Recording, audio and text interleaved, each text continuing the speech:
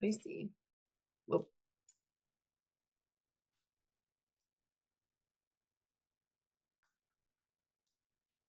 It's like impossible to dry and straighten at this point because it's so freaking humid. Girl, preach. Oof. It's like, Preach. don't even try. I know. I love summer though. It's such a beautiful time. It makes me very excited, even with the bug bites. Oh, God. Yes. Yeah, we were down in Virginia last weekend and it was like no Seum Central. And we all woke up we're like, what happened? Like sand fleas and stuff. Like, all right, just throw some cortisone on there, keep it going. You're fine. Just keep Fine. walk it off. Walk it off. Well, welcome, Nikki. I'm so excited to have you in this space. Could you tell our viewers for a second a little bit about you and what you do? Introduce yourself. Absolutely. My name is Nikki Ledane. I am 42 years old. I live in southeastern Pennsylvania and I am a commercial real estate agent. The title that I hold within my brokerage is the VP of Sales and Leasing. We have a team of 7, so we're in more of a boutique setting, and I love what I do because of the level of freedom that I have to build the relationships that I want to with my clients and provide them with an excellent level of customer service. So powerful. Could you take a second and tell them also a little bit about what you do with CEOs specifically? Sure. So it's very much a specific experience for each of the people that I work with. So the intake process allows me to clearly identify exactly what my potential client has experienced in the past and therefore be able to identify what's going to work best for them going forth. So this also helps me put myself in a position where I can recognize if this is actually somebody that I would want to work with versus somebody that I could refer to another team member of mine or somebody within a different brokerage. So allowing them to have the space to express to me exactly what they need and how they want it to be given to them is extremely important because each person's so different, and the cookie cutter approach that a lot of commercial real estate agents provide isn't exactly what many of these CEOs are looking for. Hmm. Yeah, I really appreciate that. Can you walk us through what it's like as a commercial realtor to articulate your uniqueness and like really be able to be in that space with authority? Because this in and of itself is a transformative aspect of where you started versus where you are now. How does that feel for you? Well, I think one of the things that I have struggled with in the past is that it's a very masculine environment. So a lot of my clients are men, a lot of my other associates are men, a lot of the people that I deal with on a day-to-day basis are men. So I think it's been a process of getting to know myself more as a woman and feeling more comfortable providing a level of service that is stemming from femininity and understanding and calmness and recognition of how much feelings do come into these interactions and the transactions. And taking, I just said the word transaction, but kind of taking it away from a transactional perspective and making it more interactional and passion driven in some situations. And that helps transform the experience for many of these people. It's beautiful. Could you tell us what initially drew you to reignite an advisory role and how you got here? Like, what was the reason initially? Was it that masculine aspect? Were there other pieces to things that you were yearning for? And give us a little bit of a flavor of where you were originally. I don't think I knew that I needed this when I signed up. So a friend of an associate of Rebecca's, of yours, reached out to me to propose, would you like to talk about this? Would you like to learn about the process? So I was like, you know what? Let's just talk about it. It's just a conversation. So through the further conversations with you, I was able to identify that, this would be something that I would like to bring into my life. And I think that this has allowed me so much to learn more about myself and become more confident as a person, understanding, why I'm feeling ways that I am, why I'm doing things the way that I am, why I'm experiencing things the way that I am, and being able to take back control over those things and dictate my own experience has allowed me to springboard into a different level of treatment towards myself and the people around me. The relationships that I have completely changed.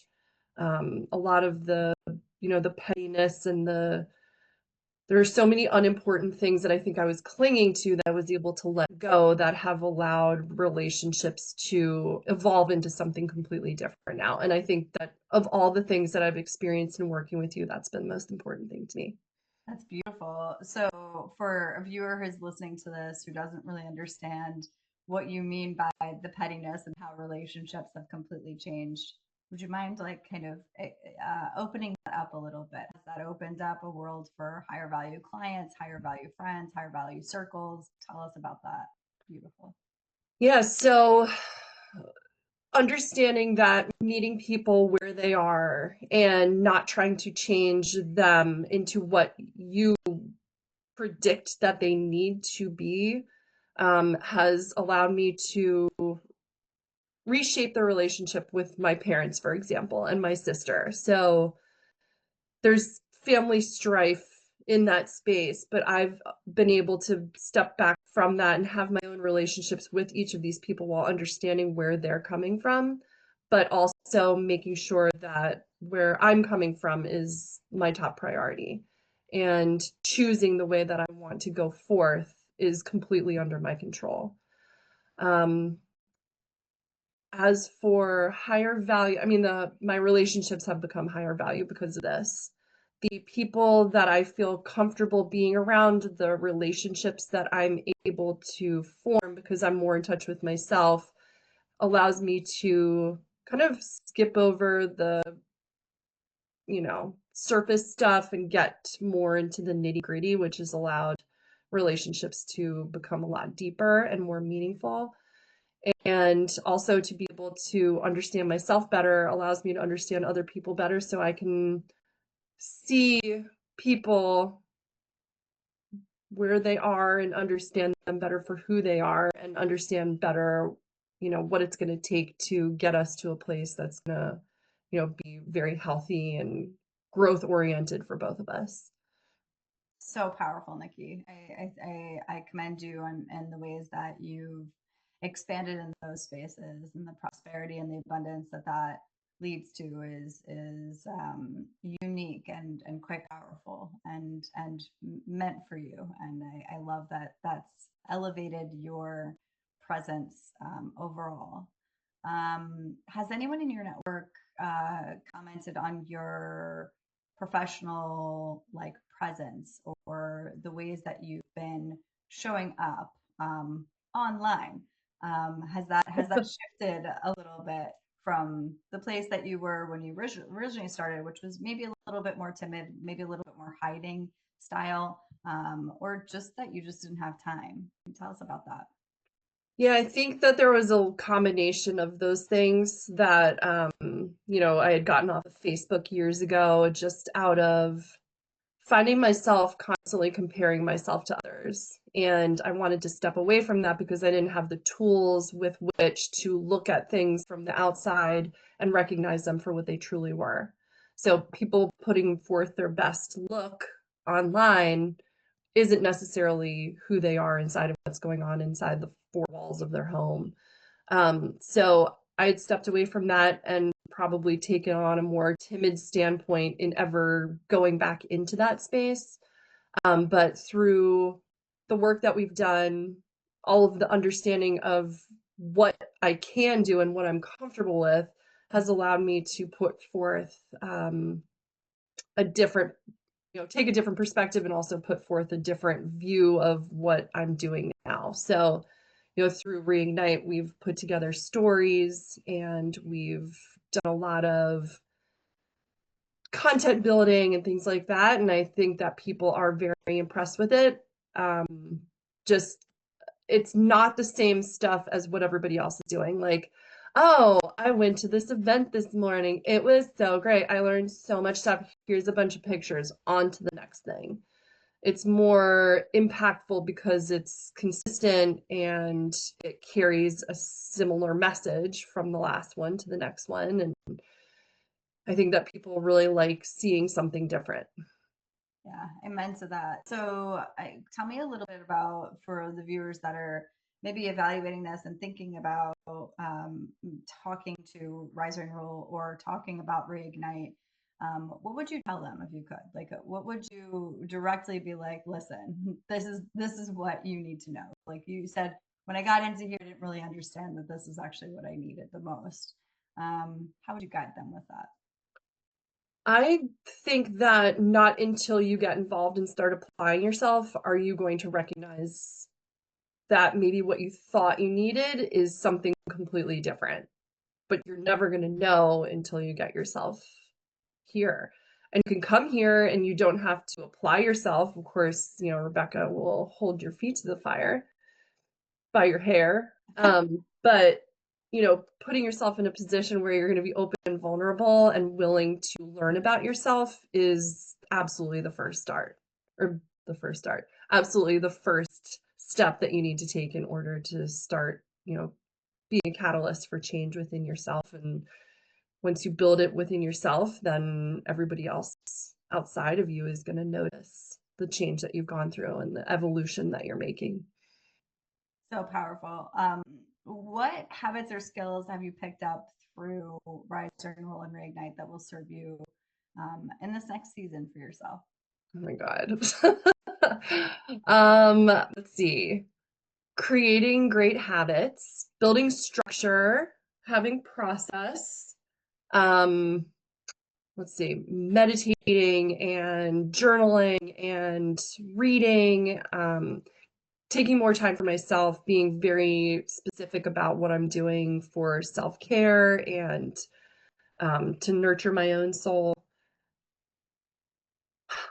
Just be more gentle with myself, um, more gentle with other people, able to recognize, when somebody needs an extra hand, or being able to recognize when I need an extra hand and asking for it, being in the position that I am, on my own with two dogs, running a business, owning a house, doing all the things. It's overwhelming 99% of the time, but being able to find that respite and advocate for myself in that space has become very strong and something that I really rely on.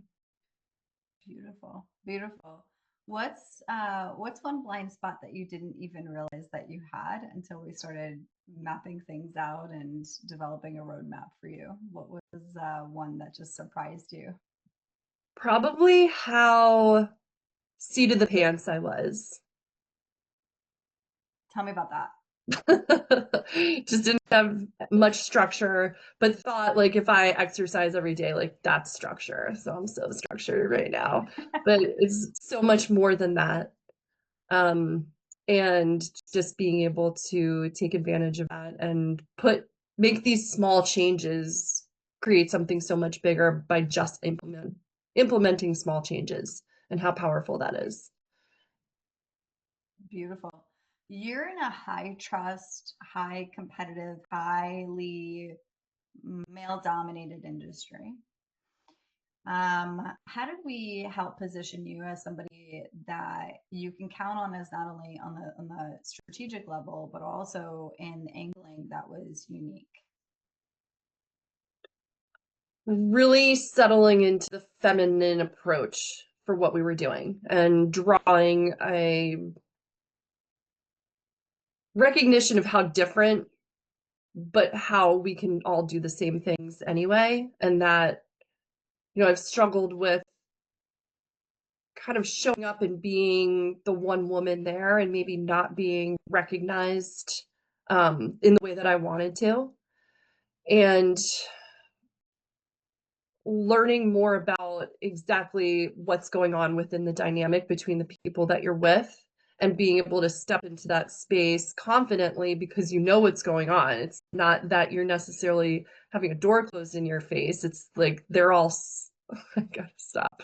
They're all super insecure, so that's your chance to step in there and step forward as a leader and really make an impact. And that I've really enjoyed seeing the transformation of myself and being able to do that.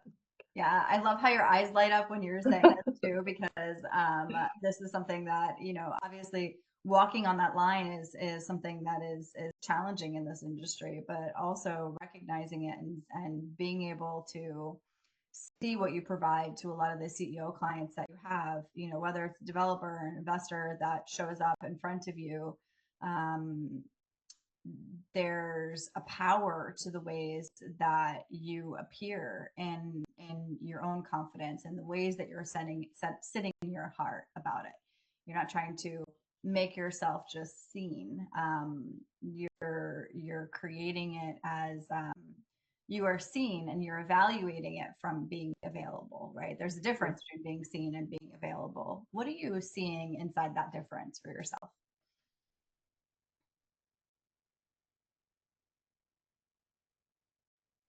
The ability to feel peace when something doesn't work out, and knowing that something else is going to show itself to me, and trusting that that thing is going to serve me better than the thing that left.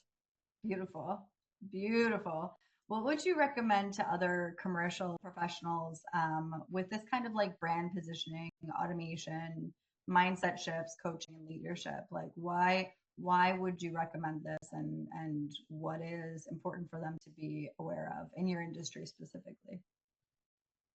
I think that I've struggled with being able to connect with, because there aren't a lot of women in my direct circle. I've not really had, besides friends in my professional circle, I haven't really stepped into that space very strongly, or I hadn't in the past. And I kind of looked at women as competition versus a catalyst to create more and be inclusive and form amazing relationships and connections. So I think that being able to learn myself more as a woman has allowed me to appreciate other women in a different way, and therefore grow a ton within, the professional structure as somebody who can be, leaned on, and somebody who can be helpful to other people, other women in that space. I think I may have kind of lost touch with the question that you asked. No, I love this because I think like that kind of connection for other commercial real estate agents does show up. There are these like pieces where when you're in a masculine led space, it's kind of contagious, right? You get into that space and you're like, yeah, I can get competitive if I need to, and I can get sharky as well if I need to. But that wasn't really what you wanted, and No. kind of just a force of the environment at that time, from what I understand. And so Yeah. your ability to connect wholeheartedly with a lot of other women, not only in your ages in your agency, but also now in the agency of what you affect in the world of the CEOs, the business owners, the other investors, and seeing more women in that space is really, it's fruitful. It's powerful. Yeah. Yeah. And helping women recognize that this isn't a space that they should be afraid of. Yeah. Through the education and finding the right person to work with is so critically important. And you're allowed to interview and check out a couple different people and date around when it comes to finding a commercial or a residential real estate agent, and not just going with whoever your husband chooses or who your business suggests that you have to work with. That there's a lot of freedom in that space, and finding somebody that you trust and who's going to be able to educate you from a patient and kind perspective will put you in a position where you can make better choices going forth. So I think that that's, feeding the souls of my clients is so important from that perspective, because they'll only be able to do better going forth, and hopefully I'll be able to be there with them. I love that. I love that. You had started a couple years ago with Rise and Roll in a different capacity, but from the beginning to where you are now, has there been a change in your income? Like from that point to where you are now, how are you feeling more stabilized and more expansive in what you produce? I don't necessarily need you to share with the world what that actually looks like, but could you give us a little bit of could you talk to us a little bit about that high value experience for yourself? Sure. Well, beyond the increase in dollars, and I have seen a steady increase in dollars, I think it's also more of a psychological perspective because you're looking at things from less of a, abundance, more from abundance versus the lack perspective, and being able to power yourself through the tough times. I mean, being 100% commission is never easy. And right now we're going through some crazy stuff, and COVID was rough, and, it's been a lot of ups and downs, and being able to keep an even keeled perspective on what you're doing, and also recognize that your attitude dictates so much about how things happen around you, and staying positive from that perspective is going to keep you in a better spot from multiple different perspectives than sitting around and complaining that you don't have enough. Amen, sister. Amen. I love this. Is there anything else that you'd like to mention here for people to know about you, your practice, and what you provide, as well as Reignite overall? I've had a wonderful experience. I really have. I've met some great people, and my relationship with you has been very, very valuable to me from lots of different perspectives. Besides like a teacher and a guide and an advisor, also as a friend. So thank you so much. I am so deeply honored, Nikki. It's been extraordinary to see the type of transformation that you embodied, but also the grace in which you did it. It was amazing. I'm so looking forward to this next chapter for you. And we're always going to be right here cheering you on. You have no idea. We're so proud. Thank you. That's very sweet. Thanks for joining us. Awesome.